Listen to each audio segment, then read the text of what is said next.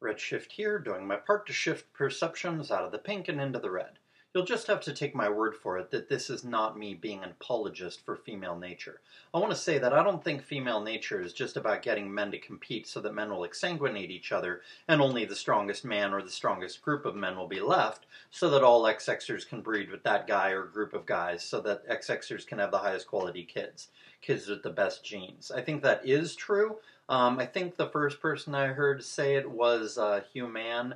But, so while I do think that is true, I think that is part of the female motivation of letting or even encouraging guys to fight each other, but I don't think that's the whole story. Hardship makes people stronger. This is true about XXers and it's true about men.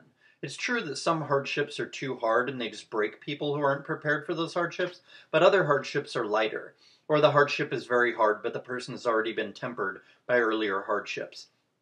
And in those situations, the hardship makes the guy or girl stronger. And XXers know this because, hardships make XXers stronger as well.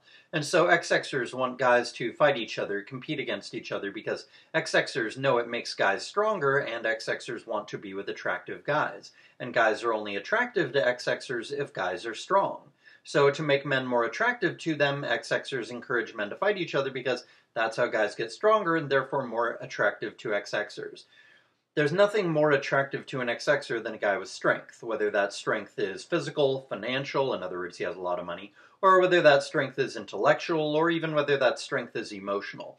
Guys with strength are attractive to XXers. Guys without strength are not attractive to XXers. So I think there's a double motive to XXers allowing or even encouraging men to fight each other, to compete against each other. One of the motives is very dark and pernicious, and the other motive is not so dark at all. I think both motives are true. I think both motives drive XXers' behavior.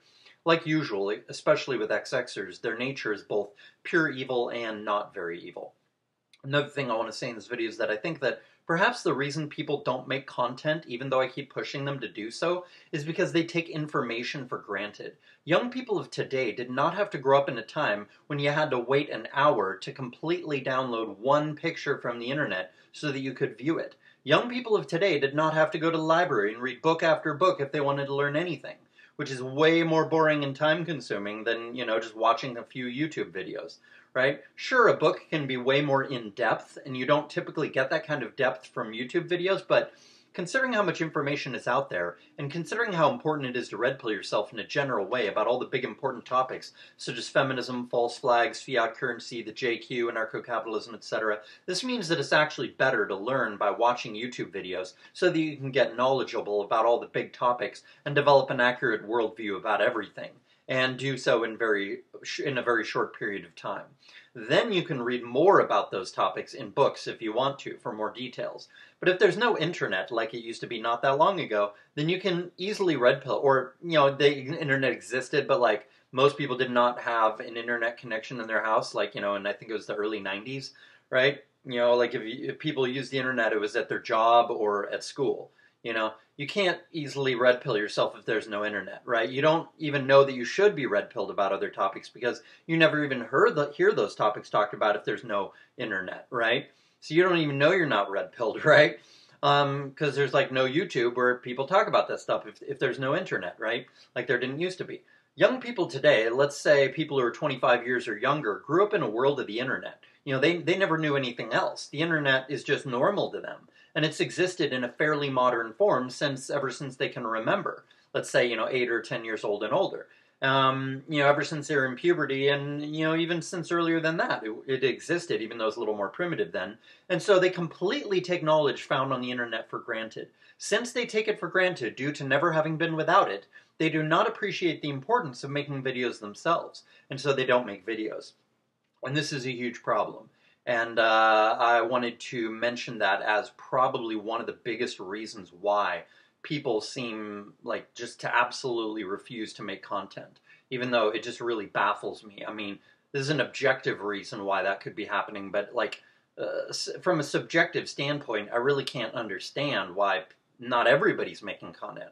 I mean, you don't have to make a video every day, but I can't understand why everybody doesn't make at least one video a month. I mean, everybody's got that kind of time. Just read a few articles about female nature on, The Guardian or whatever other website for free, find a video, find an article about really bad female behavior, read the article in a video, and give some commentary on it, and then boom. No visuals, nothing necessary. No need to edit the audio. No need to get new software to edit the audio or visuals. And then you just, put it up on YouTube. Grab a thumbnail off of YouTube or Google DuckDuckGo or Google Images. I use DuckDuckGo because I'm viewed in a matter of moral principle to not use Google. But yeah, just get a thumbnail and boom, put it on there, and then think up a short little title, easy. Quick, that only takes a second to think up a title of a video, and then boom, you post it. How hard is that? It doesn't take long at all. So, this could be quite possibly a major reason why people don't produce content. Because young people, it doesn't seem important to them because knowledge comes so easily to them because they're just so used to having YouTube and having everything at their fingertips, and they don't realize how precious knowledge is because it's never been scarce for them like it was for people who were alive before the internet existed. You see, so that's what I wanted to mention in this video. This has been Redshift. Peace.